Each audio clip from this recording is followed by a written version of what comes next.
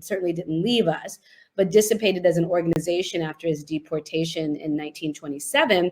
And so she joined the Communist Party. Now, was Moore a communist? No, she was a dyed-in-the-wool Black nationalist. But this was a group that was allowing her to organize kind of under Black nationalist principles in a national, international context. She herself said it was a vehicle through which she could assert her nationalist politics.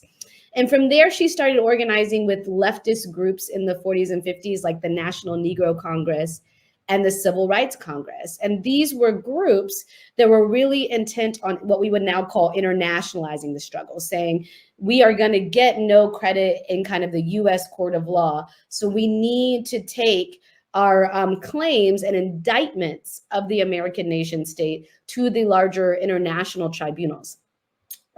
This is also a moment, I want to remind folks, that is right after World War II, when the UN has been created, right, in the aftermath of World War II and the Holocaust, and people are thinking about kind of mass genocide in a whole different way.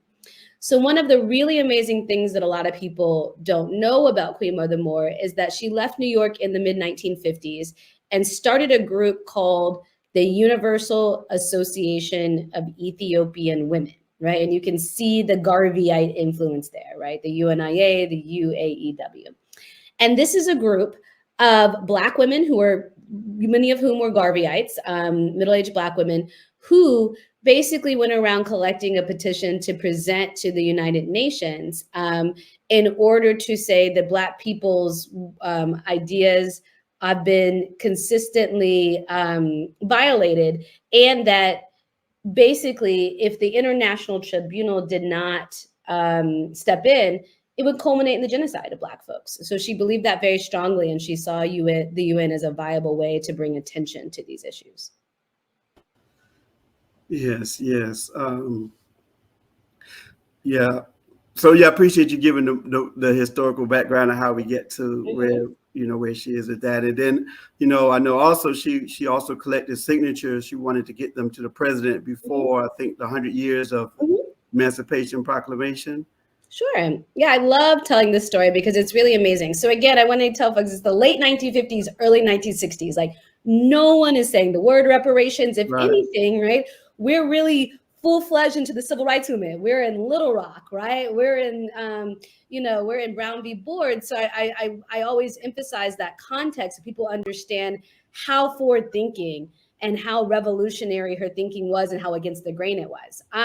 So she spent some time in Philadelphia. Her son still lives there to this day.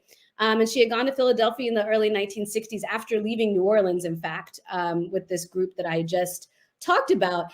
And she came upon a group in Philadelphia who was coming together, a group of Black folks of all walks of life that were coming together to celebrate the centennial of the Emancipation Proclamation.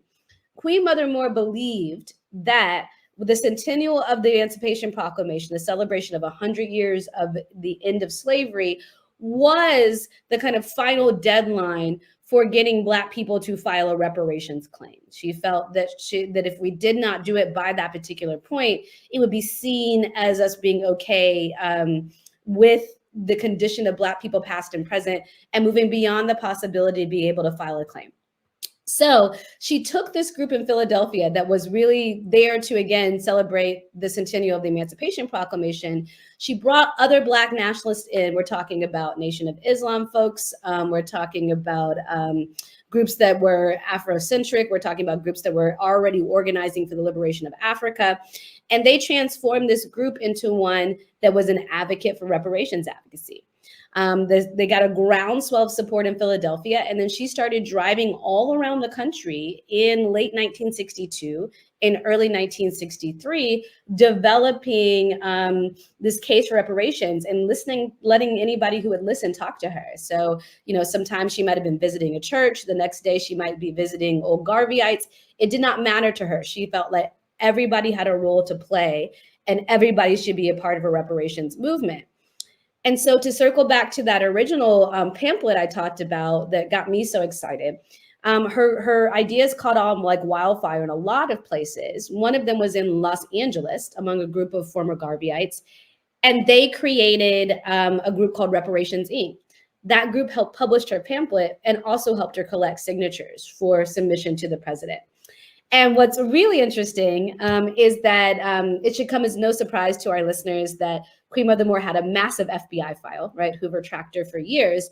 But in that file, you can actually find images of her and her two sisters going to the White House to try to present these petitions to the president and say that Black people are on board, and tried to convince him that with the centennial celebration should come sweeping legislation in support of reparations.